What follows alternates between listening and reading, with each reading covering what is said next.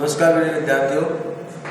कल हमने दाजू कहानी का परिचय प्राप्त किया था और हमने देखा था कि दाजू कहानी जो है एक भावुक कहानी नहीं है, बल्कि ये एक वर्ग भेद की कहानी है।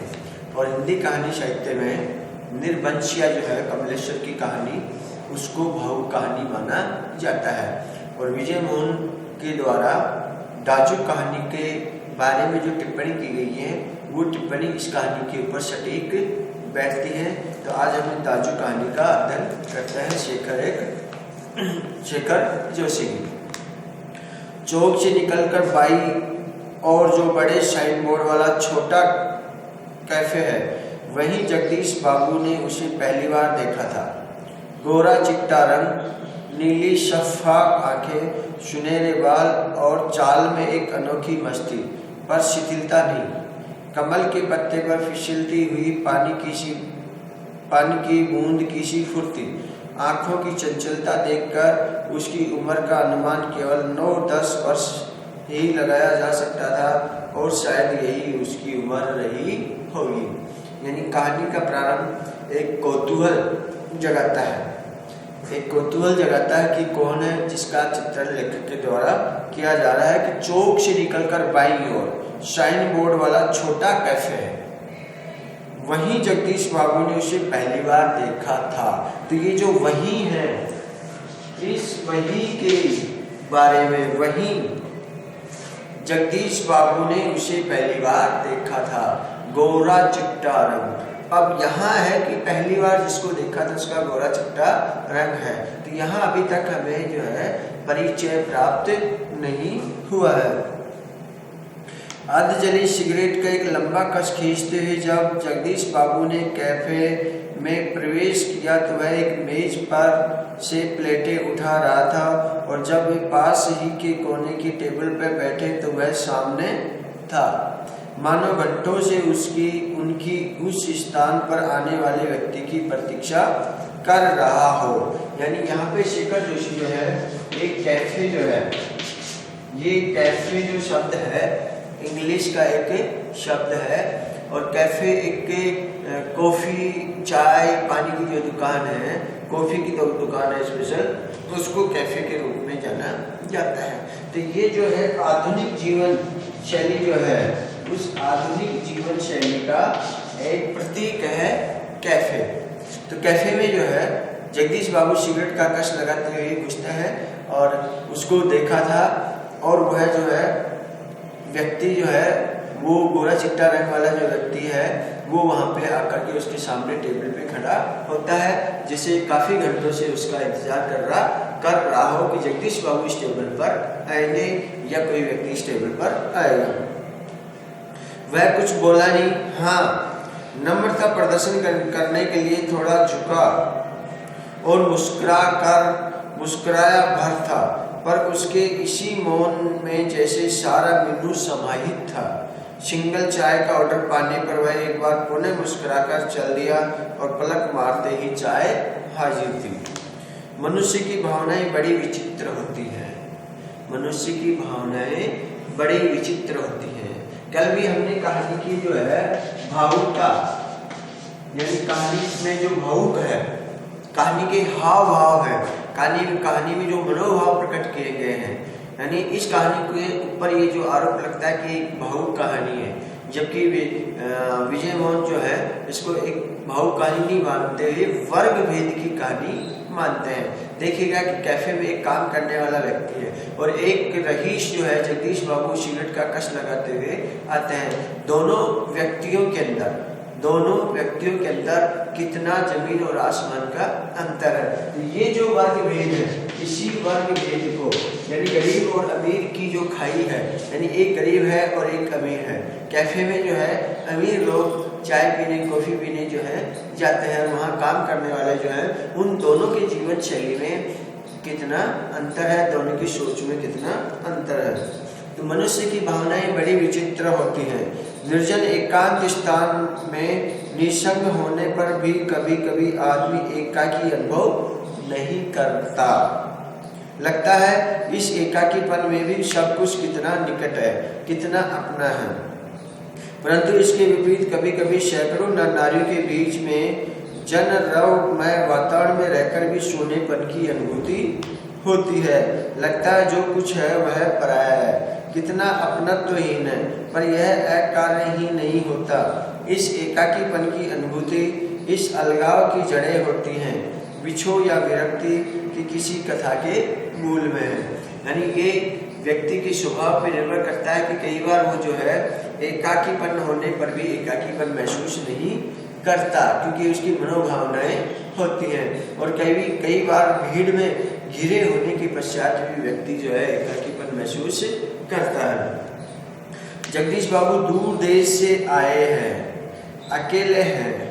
चौक की चहल पहल, कैफे के शोरगुल में उन्हें लगता है सब कुछ अपनत्वहीन है।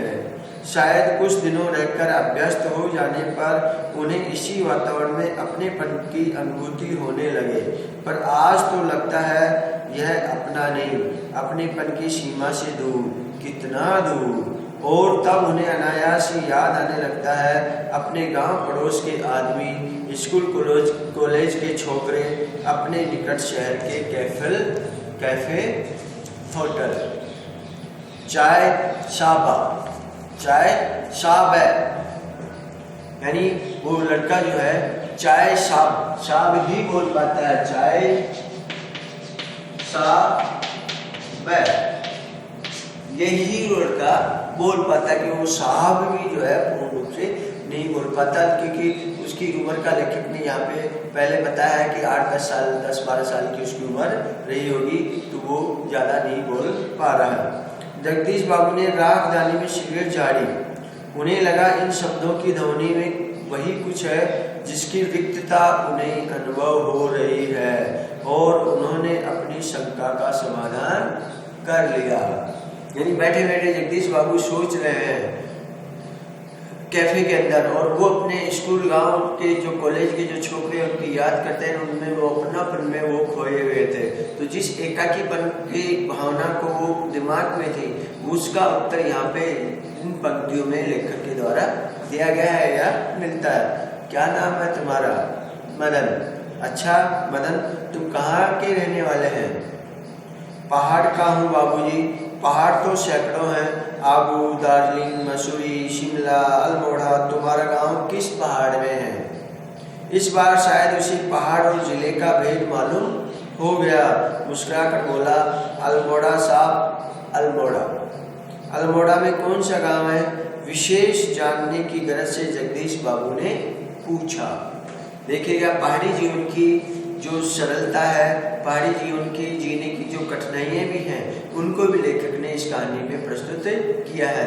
यानी पहाड़ी जीवन कितना कठिन, कितनी समस्याओं झंझावातों से भरा हुआ जीवन होता है, लेकिन वहाँ के रहने वाले जो लोग हैं, पहाड़ी जो लोग हैं, वो कितने सादगीपूर्ण, कितने सरल हृदय के लोग रहते हैं। तो जगदीश बाबू वहीं जो है घूमने फिरने जो है वो गए हुए हैं, या पहाड़ी क्षेत्र में गए हैं। वहाँ एक कैफे में वो चाय वगैरह जो है पीते हैं, और वहाँ उनको जो लड़का चाय ला के देता है, उसी को कहानी का आधार लेखक शेखर जोशी ने यहाँ पे बनाया है। इस प्रश्न ने संकोच में डाल दिया। लड़के को लगा कि ये इतनी गहराई में या इतना खोद के क्यों पूछ रहे हैं। शायद अपने गांव की निराली संज्ञा के कारण उसे संकोच हुआ था, इस कारण टालता हुआ सा बोला, वह तो दूर है साहब, अल्मोड़ा से 15-20 मील होगा। फिर भी नाम तो कुछ होगा ही। जगदीश बाबू ने जोर देकर पूछा। डोटिया लगो, वह सकुचाता हुआ सा बोला। डोटिया लगो, वह सकुचाता हुआ बोला।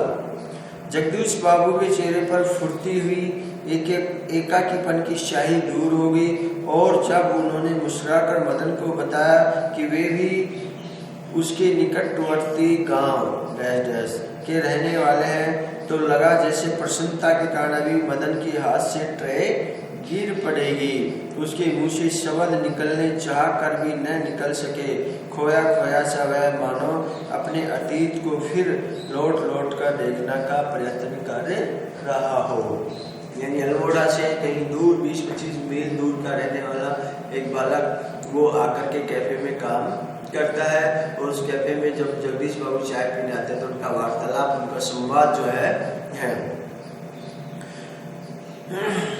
अतीत गांव, ऊंची पहाड़ियां, नदी, गिरजा, माँ, बाबा, दादी, फूली, छोटी बहन, दाजू, बड़ा भाई, दाजू, बड़ा भाई, ये सब उस लड़के के दिमाग में आने लगा। मदन को जगदीश बाबू के रूप में किसकी छाया निकट जान पड़ी? भीजा नहीं, बाबा नहीं, दीदी, भूली नहीं, दाजू, हाँ दाजू। 2-4 ही दिनों में मदन और जगदीश बाबू के बीच की अजनबीपन की खाई दूर हो गई। टेबल पर बैठते ही मदन का स्वर सुनाई देता, दाजू जय हिंद, दाजू जय हिंद। यानी जो बच्चा है वो सामीप्यता या समीपता स्थापित करता है, और उन जगदीश बाबू में वो अपने परिवार के जो बड़ा भाई था उसका दाजू, उसकी वो प्रतिमूर्ति के रूप में उसको देखता है। तो 2-4 दिन में जगदीश बाबू और वो जो कैफे का जो मालक है उनके बीच में एक सामीप्यता स्थापित होती है। दाजू जय हिंद, जय हिंद। दाजू आज तो ठंड बहुत है, दाजू का यहाँ भी हूँ, हिम पड़ेगा। दाजू आपने तो कल बहुत थोड़ा खाना खाया। तभी किसी ओर से बाई की आवाज़ पड़ती और मदन उस आवाज़ की प्रतिध्वनि के पहुँचने से पहले ही वहाँ पहुँच जाता। ऑर्डर लेकर फिर जाते जाते जगदीश बाबू से पूछता, दाजू कोई चीज़, पानी लाओ। लाया दाजू। दूसरी टेबल से मदन की आवाज़ सुनाई देती। मदन दाजू शब्द को उतनी आतुरता और लगन से दोहराता जितनी आतुरता से बहुत दिनों के बाद मिलने पर माँ अपने बेटे को चूमती है। देखो दोनों का भावात्मक तादात्म्य, दोनों का भावात्मक तादात्म्य, यानी दाजू का, उसको जगदीश बाबू को वो दाजू कहते हैं और मदन जो है वो उनको दाजू कह करके अपनापन महसूस करता है। ये यहाँ अपनापन जो है यही इस कहानी की भावुकता की दृष्टि है। लेकिन यहाँ लेखक का दृष्टिकोण सिर्फ भावुकता दिखाना ही नहीं है बल्कि एक वर्ग भेद भी दिखाना है। कुछ दिनों बाद जगदीश बाबू का एकाकीपन दूर हो गया। उन्हें अब चौक, कैफे नहीं, सारा शहरी अपनेपन के रंग में रंगा हुआ सा लगने लगा। परंतु अब उन्हें यह बार बार दाजू कहलाना अच्छा नहीं लगता और यह मदन था कि दूसरी टेबल से भी दाजू। मदन इधर आओ। आया दाजू। दाजू शब्द की आवृत्ति पर जगदीश बाबू के मध्यम वर्गीय संस्कार जाग उठे। अपनत्व की पतली डोरी अहम की तेज धार के आगे न टिक सकी, क्योंकि अपनत्व की पतली डोरी तेज धार के आगे, अहम की तेज धार के आगे टिक न सकी। यानी एक जो छोटे बड़े या ऊंचे नीच का या गरीब अमीर का जो एक खाई थी, एक जो भेद था, वो धीरे धीरे समाप्त होने लगता है। दाजू चाय लाऊं? चाय नहीं, लेकिन यह दाजू दाजू क्या चिल्लाते रहते हो? दिन रात किसी की प्रेस्टीज का ख्याल भी है नहीं। यानी चाय नहीं, लेकिन यह दाजू दाजू क्या चिल्लाते रहते हो रात दिन? किसी की प्रेस्टीज का ख्याल भी नहीं है तुम्हें, यानी तुम्हें किसी इज्जत का ख्याल भी नहीं है। अगर तुम दाजू दाजू कहते रहते हो, तुम साहब या, यानी ये जो मन में एक वो था कि ये जो मुझे कह रहा है। लेकिन अपनत्व तो भी यहाँ पे हमें, भावुकता भी हमें अंतर मन में दिखाई पड़ती है। जगदीश बाबू का मुंह क्रोध के कारण तमतमा गया। शब्दों पर अधिकार नहीं रह सका। मदन प्रेस्टीज का अर्थ समझ सकेगा या नहीं, यह भी उन्हें ध्यान नहीं रहा, पर मदन बिना समझाए ही सब कुछ समझ गया था। जिसने इस कच्ची उम्र में ही दुनिया को समझने की हिम्मत कर ली हो, वह क्या एक सूत्र शब्द का अर्थ भी नहीं समझ सकेगा। मदन को जगदीश बाबू के व्यवहार से गहरी चोट लगी। मदन को जगदीश बाबू के व्यवहार से गहरी चोट लगी। यानी मदन जो है जगदीश बाबू के अल्मोड़ा के पास कहीं गांव के रहने होने के कारण अपने बड़े भाई के दर्शन वो उनमें देखने लगता है, बड़े भाई के वो दर्शन करने लगता है। बड़े भाई से तादाद में स्थापित करने लगता है। जब इस तरीके से वह बड़े भाई के रूप में तादाद में स्थापित कर लेता है, तब जगदीश के द्वारा एकदम से उसके साथ कि आपको किसी की चीज़ का भी सवाल है, तो मदन जो है इस चीज़ को समझ के भाप जाता है और उसके हृदय को जो है ठेस लगती है, या उसके मन को या उसकी भावनाओं को ठेस पहुँचती है। मदन को जगदीश बाबू के व्यवहार से गहरी चोट लगी। मैनेजर से सिर दर्द का बहाना कर वह घुटनों में सर दे कोठरी में सिसकियां भर भर रोता रहा। गांव से दूर ऐसी परिस्थिति में मदन का जगदीश बाबू के प्रति आत्मीयता प्रदर्शन स्वाभाविक ही था।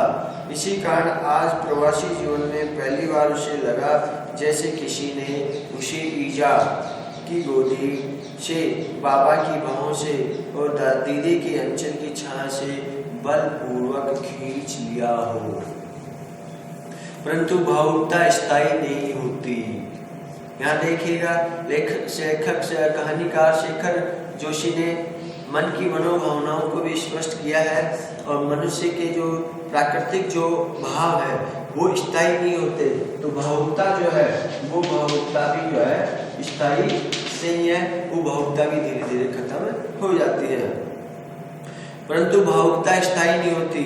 रो लेने पर अंतर की घुमड़ती वेदना को आंखों की राह बाहर निकाल लेने पर मनुष्य जो भी निश्चय करता है वे भावुक क्षणों की अपेक्षा अधिक विवेकपूर्ण होते हैं। मदन पूर्ववत काम करने लगा। मदन पहले की तरह ही वापस से काम करने लगा। उसे जो पीड़ा होनी थी वो अंतर मन में पीड़ा हुई, लेकिन वो कुछ समय के लिए फिर धीरे चलेगी और मदन जो है पूर्ववत की तरह ही काम करने लगा। दूसरे दिन कैफे जाते हुए अचानक ही जगदीश बाबू की भेंट बचपन के सहपाठी हेमंत से हो गई। दूसरे दिन कैफे जाते हुए अचानक ही जगदीश बाबू की भेंट जो है उनके बचपन के सहपाठी हेमंत से हो गई।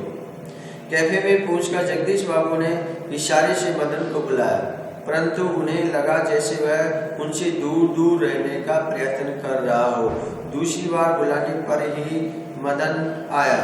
आज उसके मुंह पर वह मुस्कान न थी और न ही उसने क्या लाऊं दाजू कहा। स्वयं जगदीश बाबू को ही कहना पड़ा 2 चाय 2 ऑमलेट, परंतु तब भी लाया दाजू कहने की अपेक्षा लाया साहब कहकर चल दिया, मानो दोनों अपरिचित हों। यानी एक लगाव, एक आत्मीयता जो है स्थापित मदन कर लेता है जगदीश बाबू के साथ। लेकिन जगदीश बाबू के मन में अहम जो है, अमेरिका जो है या ये बच्चा यहाँ कैफे में काम करता है, उसके मन में एक भेद जो है वो भेद जो है यहाँ पे दिखता है। शायद पहाड़ियाँ हैं, हेमंत ने अनुमान लगाकर पूछा। हाँ, रूखा सा उत्तर दे दिया जगदीश बाबू ने और वार्तालाप का विषय ही बदल दिया। मदन चाय ले आया था। क्या नाम है तुम्हारा लड़के? हेमंत ने एहसान चढ़ाने की गरज से पूछा। कुछ क्षणों के लिए टेबल पर गंभीर मौन छा गया। जगदीश बाबू की आंखें चाय की प्याली पर झुकी रह गई। मदन की आंखों के सामने विगत स्मृतियां घूमने लगी। जगदीश बाबू का एक दिन ऐसे ही नाम पूछना, फिर दाजू आपने तो कल थोड़ा ही खाया, और एक दिन किसी की प्रेस्टीज का ख्याल नहीं रहता तुम्हें। ये सब पूर्व जो व्यवहार मदन के साथ हुआ वो मदन की आंखों के सामने ऐसे की ऐसे आने लगा या आ गया। जिस प्रकार से जगदीश बाबू से उसकी आत्मीयता बनी थी और जो आत्मीय संबंध स्थापित कर लिए थे मदन ने, वो धीरे धीरे कैसे टूट गए थे और एक बार पुनः जो है उसके आंखों के सामने ये चीज़ें आती हैं जब जगदीश बाबू के सहपाठी जो है हेमंत, वो उनसे उसी तरीके के प्रश्न पूछते हैं कि तुम्हारा क्या नाम है। जगदीश बाबू ने आंखें उठाकर मदन की ओर देखा। उन्हें लगा जैसे अभी वह ज्वालामुखी सा फूट पड़ेगा। हेमंत ने आग्रह के स्वर में दोहराया, क्या नाम है तुम्हारा? बाई कहते हैं साहब मुझे। बाई कहते हैं साहब मुझे। संक्षिप्त सा उत्तर देकर वह मुड़ गया। आवेश में उसका चेहरा लाल होकर और भी अधिक हो गया था। ये कहानी है भावुकता और वर्ग भेद की। इसमें हमें लेखक की जो मंतव्य था वो मंतव्य एक वर्ग भेद यानी जगदीश बाबू के मन में जो एक वर्ग भेद का भाव है उसको अप्रकट्य रूप में या अप्रकाशित रूप में पाठकों के सामने शेखर जोशी ने रखा है। यानी एक वर्ग भेद को रेखांकित करने का भी एक अपना तरीका है, या उन्होंने कोई एक फार्मूला सेट नहीं किया या कोई उसको रूप प्रदान नहीं किया। एक सिंपल तरीके से उन्होंने पाठकों के सामने वर्ग भेद की जो घटना है उसको स्पष्ट रूप से कर दिया, अप्रस्तुत रूप से प्रस्तुत रूप में कर दिया। थैंक यू मित्रों, धन्यवाद। इस कहानी चयनिका में गदल आपकी कहानी और है डॉक्टर रानी राघव की गदल कहानी। यह गदल कहानी जो है भरतपुर के बैर कस्बे के आसपास, रानी राघव भरतपुर के बैर कस्बे के आसपास के रहने वाले थे। इसको आंचलिक कहानी का भी एक लग जाता है, इसका अध्ययन हम कल करेंगे। थैंक यू, धन्यवाद।